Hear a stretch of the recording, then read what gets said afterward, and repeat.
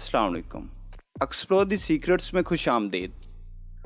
दोस्तों, आपने ब्रेन की मदद से कंप्यूटर को कंट्रोल करना तो सुना होगा, लेकिन क्या आपने कान की मदद से कंप्यूटर और इसके आलात को कंट्रोल करने के बारे में सुना है?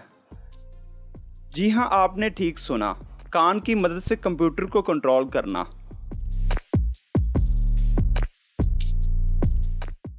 अमेरिकी साइंसदानों ने कान से कंप्यूटर और इसके आलात को कंट्रोल करने वाला आला तैयार कर लिया है।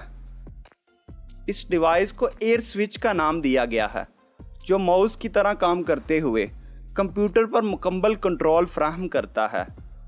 सामीने ग्रामी, अगर इसके प्रोटोटाइप की बात की जाए तो इसे सिलिकॉन से बनाया गया है और इसमें एक बहुत ही बारीक कैमरा भी लगा हुआ है। इसे पहनने वाला जब शौरी तौर पर कान के अंदर दबाव डालता है तो कैमरा हरकत पर नोटिस करता है और इसकी हदायत कंप्यूटर तक पहुंचती हैं। इस तरह इस कैमरे के सिग्नल ऑन स्क्रीन कीबोर्ड तक पहुंचते हैं और मुख्तलिफ हरूफ को कान में क्लिक करके मुंतखब भी किया जा सकता है।